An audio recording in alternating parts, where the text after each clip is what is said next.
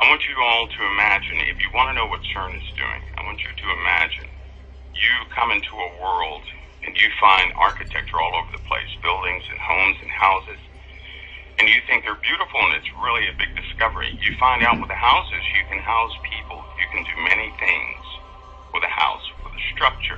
All of a sudden, after many years, you become curious and you say, what's holding all this together? And you begin to find not nails that you can take out, but glue that has bonded itself to the materials. And you become interested in that glue that's holding the structure together. And so you're fascinated by this glue, and you've tried everything to replicate it. You can't, because it's hardened. Glue is hardened. You come to the realization the only way to find out how this glue is working is to break it down to its basic particles. And you have to have that glue in its former state, not the state after it's already hardened, right? So you don't want it in the cured state, the state that you can see. You want it in its initial state, which is a liquid state, before it hardens. And so CERN, basically, is a device that will allow them to examine particles in their initial state, not after everything is bonded together. That's a very simple way to look at what CERN is doing. They're trying to find the glue that holds everything together, is what they're doing. That's the purpose of CERN. Now, what has come out of CERN is called antimatter, which was first actually produced. It was first produced in 1955, and CERN is a very old organization, but it was produced in 1955, and they found positrons, which are anti-electrons. To understand what antimatter is, I'm going to have to explain the very bare basics of what matter is. And believe me, it's going to get very weird here shortly, because you're going to begin to see exactly what they're doing. But you have to understand what you're looking at now. The matter and antimatter are in fact opposites. Now, the matter that we have in front of us, if you take a piece of wood, nothing happens. It's just a piece of wood. But if you set that wood on fire, you have caused a reaction. And then it's in a dangerous potential state. It's active. If you have a battery outside of your cell phone, it does nothing. You put the battery inside the cell phone, the electrons begin to flow. The electrons will flow from one place to another.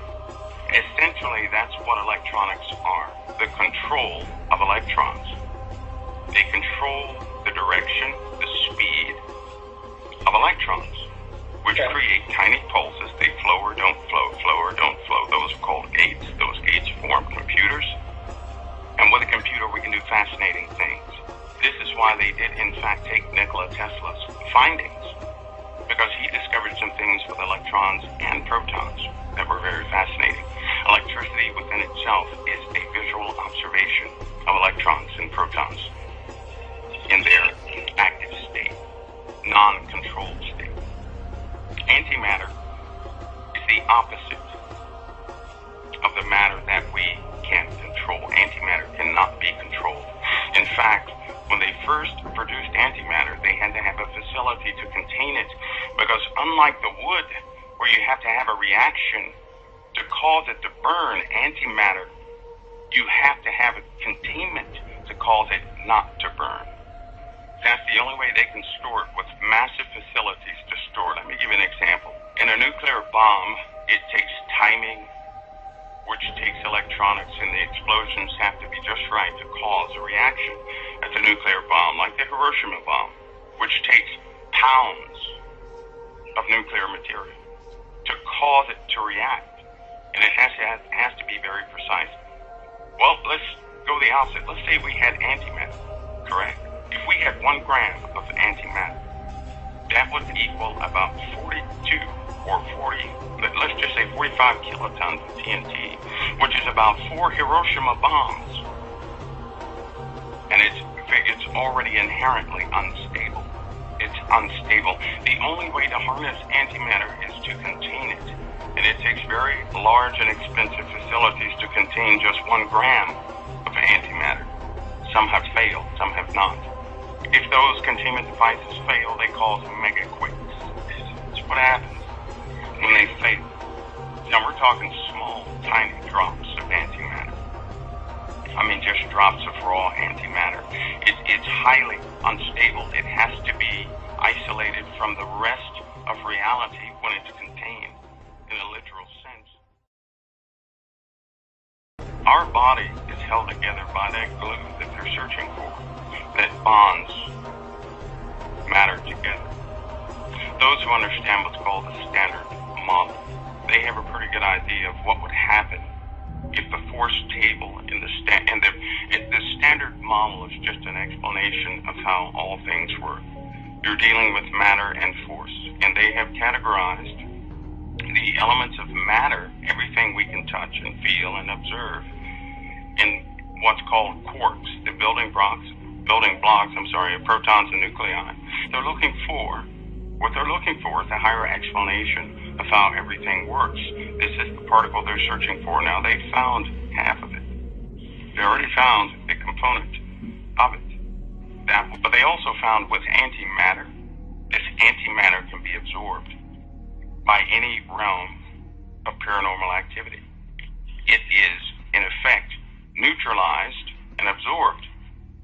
So there's a physical effect to the spiritual world in antimatter. And often, demonic entities and all these other paranormal things are attracted to antimatter. They're attracted to it. For every gram of antimatter that's produced, and then it's bought into this world, when they produce it, it attracts things from another dimension coming here. What is CERN going to do? Is to allow humanity to produce pounds of antimatter.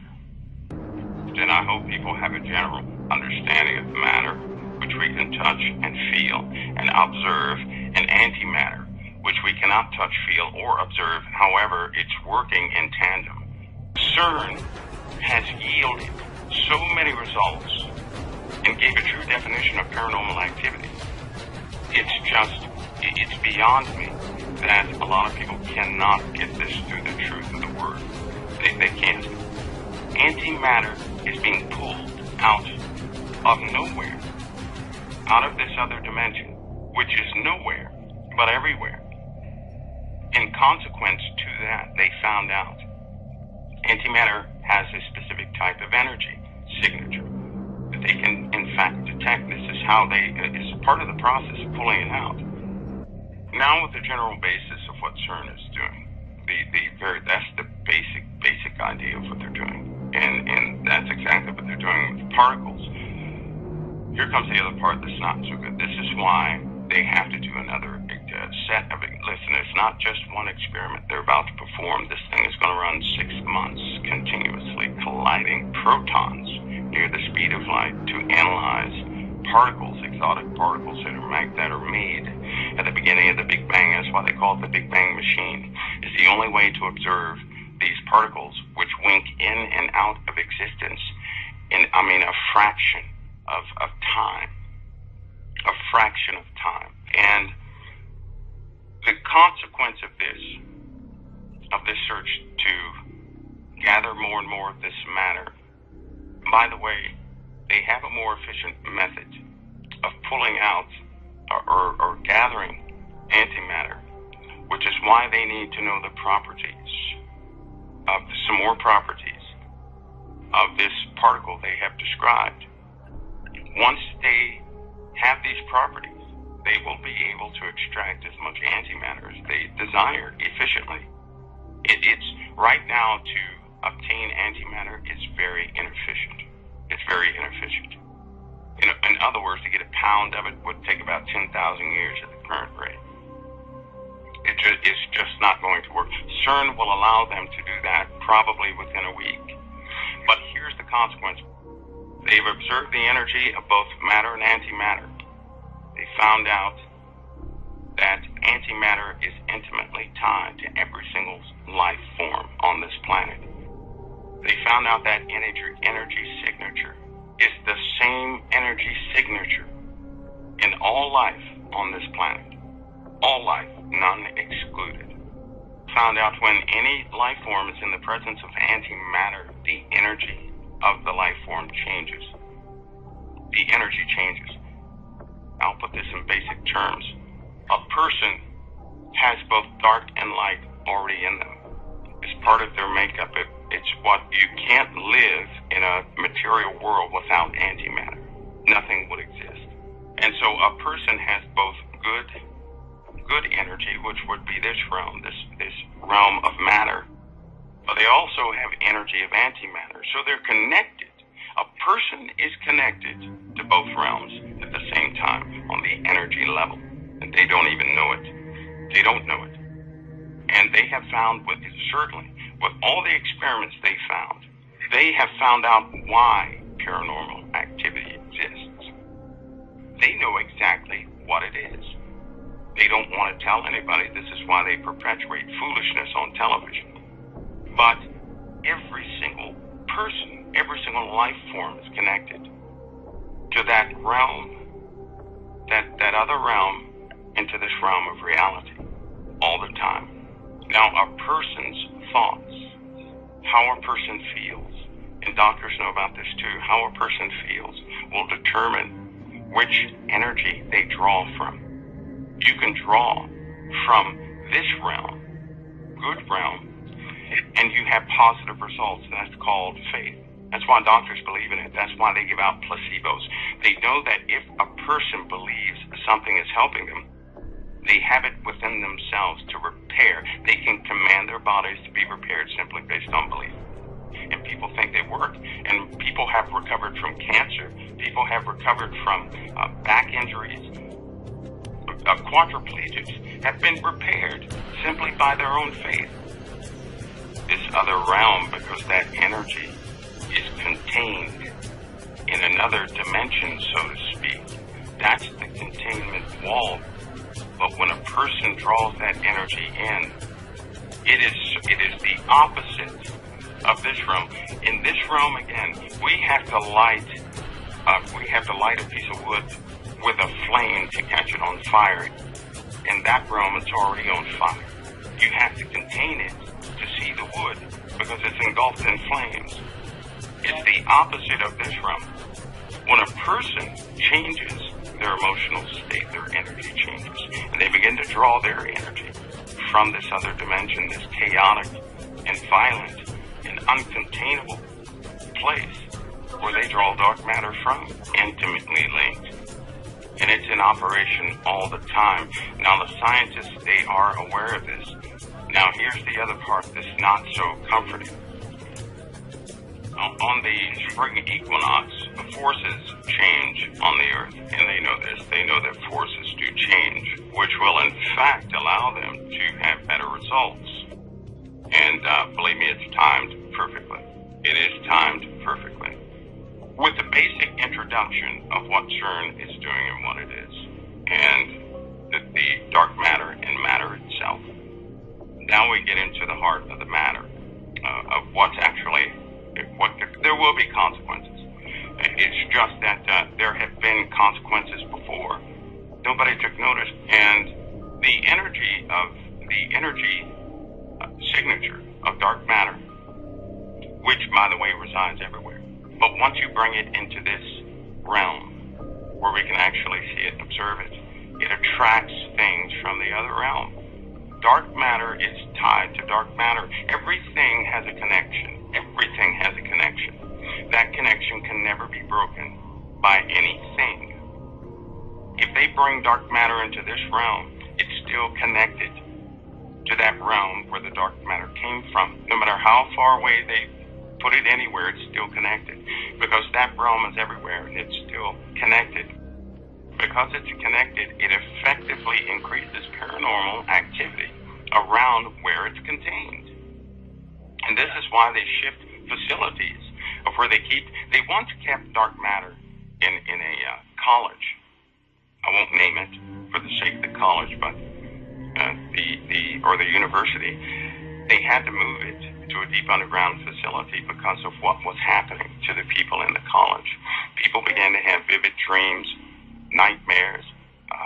The violence began to erupt, and vile things began to happen in those places. And it's because it's a chaotic piece of matter. It is just chaotic. And it's very difficult to contain something that is so powerfully chaotic. This is what an explosion is, by the way. When an atom bomb explodes, it releases chaos. Chaos in the form of chemicals, reactions, and everything is out of order. An explosion is the absence of order. That's what an explosion is. When you contain something, you're giving it order. So it's controlled. Here's the worst part. Understanding that dark matter is always connected to its source, which is that realm where the dark matter came from, the realm that's all around us. Just imagine that dark matter being the ocean, right? Imagine this realm being the submarine. We're all in the submarine having fun, and we're doing our thing, and we have disagreements here and disagreements there. And then we find out there's a hole in the sub. But the hole is not, we thought the hole was in the sub, but it wasn't in the submarine itself. It was, in fact, in the people. The people's water inside their bodies began to increase based on their emotions. Let's just say that. And the dark matter can then come into this realm through people. That's, in fact, what they discovered in 1950. That people can also produce dark matter by way of, it's very minute, it's very tiny, but it's measurable, it's quantifiable. In fact, they now know how much energy a person has to have before they go absolutely berserk. They also know how much of that energy signature a person must have before an entity from that realm can possess them, which also allowed them to understand that not everybody can be possessed. Not everybody can be, the person has to be prepared. To be possessed, they have to be, in essence, they have to be a portal themselves to be possessed. Not everybody can be possessed.